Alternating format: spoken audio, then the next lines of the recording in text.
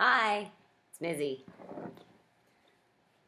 This is a little further along than where we left off on this particular uh, project. When we last left off, we were doing tissue paper um, texture, and you remember we're going to be using the uh, the tissue paper that you get like in your little gift bags, when you go to kids' parties and you get all the colored tissue. Don't ever throw that stuff away because you can use it for a million things. And last time I showed you how to do this, like the tree area. Um, I had fully intended to show you how to do all the rest of this. But my husband tried to give me a basic tutorial on the video camera, and I've got really bad luck with that thing. So we're going to go ahead and stick to the good old laptop. Everything is going to be in reverse, and I am going to have to move you around and jiggle you a little bit. But okay, so I'm going to try to do like a little sample board to show you how we got kind of the coloration on this. I'm not sure how well you can see it. It does have kind of an iridescence to it. And the front is pretty well done. We've got the spine here. And if you notice, see these the little leaves? Those are, we took those off of some Dusty Miller plants in the garden. But the majority of this is overlays of laces and just the tissue paper, cheap, cheap, cheap, cheap. In the back, I have some pretty heavily textured areas, some burlap, and you're just going to want to find stuff with a lot of texture. Now remember, you went to all of your friends and they cleaned out all their junk boxes, and you went to your garage sales and you got these things for little next to nothing. I want to reiterate, this is on the cheap, cheap, cheap. I am not here trying to compete with all these YouTube fancy ladies. I am not a fancy lady. I want to show you how you can do this. Just anybody on a very low budget. That's my radio. Sorry. As you know, I'm a volunteer firefighter, and there have been a lot of fires. So I am going to kind of monitor this while I'm doing this, and hopefully I won't have to make the dash out the door. Okay, back to this. I'm going to start by showing you a sample board, since it didn't work out with the video. I videotaped the whole thing last time. I went to check it, and it had turned off. So, and I didn't have it in frame anyway. So, okay, I just took a piece of scrap wood. You don't throw anything away, people. I know I'm not telling you to hoard, but things like this, little pieces of wood, you can make into bases instead of going out and spending a bunch of money on some kind of, I don't even buy canvas. I don't do any of that. Y'all don't have to. Don't be pressured into it. Okay. I'm going to see if I can kind of, oh goodness, I think we can do this just like that. I'm going to put a little piece of paper. Once again, I'm not even buying this paper. It's just some random paper. All right. You're going to take just basic, whatever you have laying around. Okay. It doesn't have to match. Almost doesn't have to be good anymore. And what you're going to do, since I'm going for kind of an autumny, foresty, I'm putting some kind of a mustard color. We're going to go ahead and put some of this green on it. Da-da-da-da-da. Nice. And just a little touch of brown. Okay, the brown is really goopy and thick, so I think I'm just going to, if I get the lid off. I'm just going to give you a glop right here. Oh, wow, that's a big glop. Okay, a little bit smaller. Basically, I did the brown mostly for where the tree was. I just washed out some of these brushes, so they're a little wet. Okay, these, I do not buy expensive brushes, okay? These, I get them in a whole big huge pack of them, a giant pack for, I don't even know, like under 20 bucks, I'm sure. Okay, when you start to do this, just go with your light first, and you're just going to kind of block in some of these light areas first. You're going to do that because why? Because the darker colors you don't want them to muddy up your light colors immediately. You know, we're going to muddy these all together, but we're going to first just get some blocked in so we have a little more true color here and there. Okay, and you're just going to do this kind of all over. Hit the green, da-da-da. Okay, just, I know this is not looking great at first, but it's going to totally pan together here in just a minute. Okay, you know, we do not want this looking like camouflage. We do not want this being too hard edged. See, that's very hard edged right now. Yeah, we're not going for that. If you get too much on your brush, you know, if it starts getting soupy, you just kind of take some off. And you're going to start just pouncing, pouncing, pouncing. I have a little bit more green than I would like, so I'm going to take that up there. And remember, we are going to, this is just the first step. If it doesn't look good at this step and you don't like it,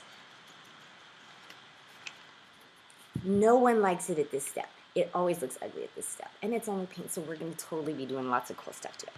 All right, and remember, you're going to have your, I did base coat this with gesso first. Gesso is going to give you just a great unifying tooth, because if you remember right, on our altered book project, you know, we have wood, paper, plastics, metals, we have everything kind of going there. Okay, now we've got this kind of,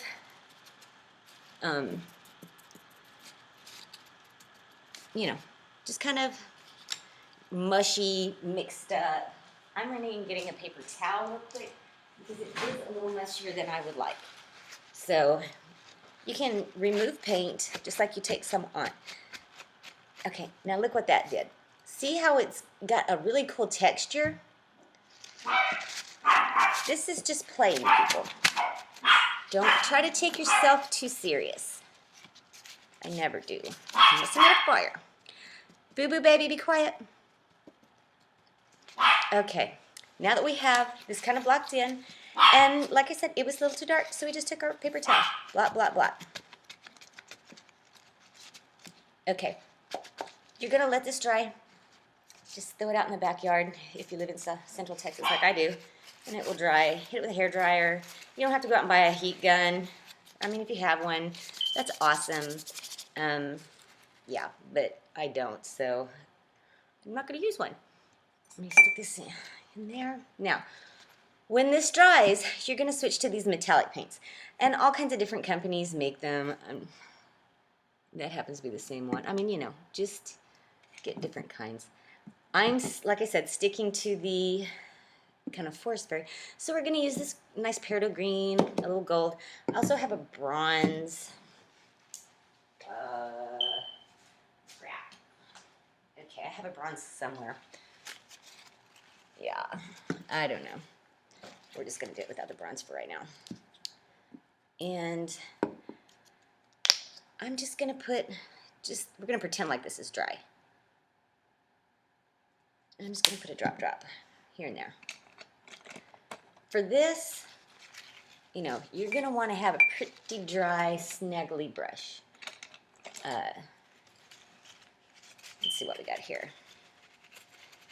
Oh, my brushes are a little wet. Sorry, I was a little prepared. Okay, we got a really snaggly, dog chewed on brush. And we're just going to, like again, pounce, pounce, pounce. Pounce, pounce, pounce. And when you do it, especially on areas that have heavy texture, it's really going to hit the highlights. You don't want to get this, you don't want to saute it. Just, you know, wipe it off every once in a while. You want to just kind of lightly, kind of do-do-do, brush it on. Okay. I don't know if you can see that, but we're already getting like a little bit of this iridescence going on. And you're just going to keep layering it. If you want, like on my original book part, I had this paper piece that went in the center. Okay, if you notice, all around her is kind of a lighter color so that it's going to make your piece of paper, your focal point, pop a little bit more. It's just a little trick. You're going to make, like around the tree, I did it darker. And then on the inside, just a little bit lighter. You know, do what you want, play around. You could, you know, if you want to, you can do like rays coming off. Just on you, blend, blend, blend, blend. That's going to be your main thing. You can do anything you want. But blending does help quite a bit. I wish I had not lost my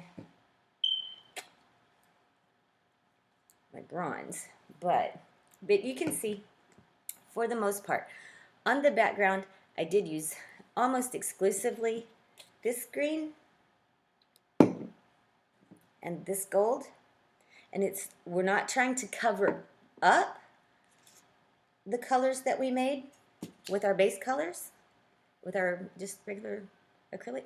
What we're trying to do is kind of just enhance these colors, just give them a little, you know, more pow. All right. And the bronze I mostly did on the tree.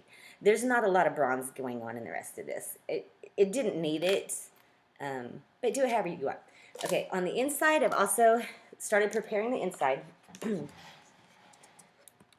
On this, I did use some of the bronze. You can see a little toot, toot, toot. And, you know, it's just, see how it shines? I really like that. And the way it kind of catches on that tissue paper. Remember, that's just the tissue paper. There's not even any lace overlays, nothing. Just tissue paper. All right. On the inside of the box, I have, it's some of this paper that you can get in like the booklets. You can use it for scrapbooking, I guess.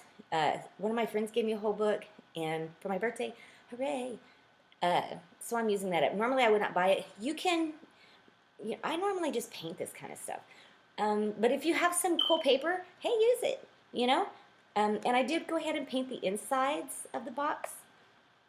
And then I painted the sides of it with the bronze. Because this was one of those, not a real book. This was one of those books where you opened it up and it was like a fake book. It actually was some kind of horrific Christmas thing. And I just took all the insides out. I have glued a little piece of laminate that I got just in a pile of junk, really. And I took some little pieces of wood, just two, and I glued one here and one here, and then I glued this so it has some three-dimensionality to it. All right. Let me move all this out of the way. Yikes, without dropping it. Okay. At this point, I'm probably going to pick you up and let you kind of work on my hip. Hopefully this will work out just fine. Okay, for this we had, you know, the little cutout. For the inside, we're also going to have a cutout. Okay? It's out of the same book. And see, it's a cute little Victorian lady. Now, you're going to try to cut her out really neatly. And then what I always do is I just take a piece of tag board. This is just a piece of, like a cereal box, I think. And I just kind of cut out her basic shadow. And we're going to glue her on so that she is a little more sturdy. You know what I'm saying?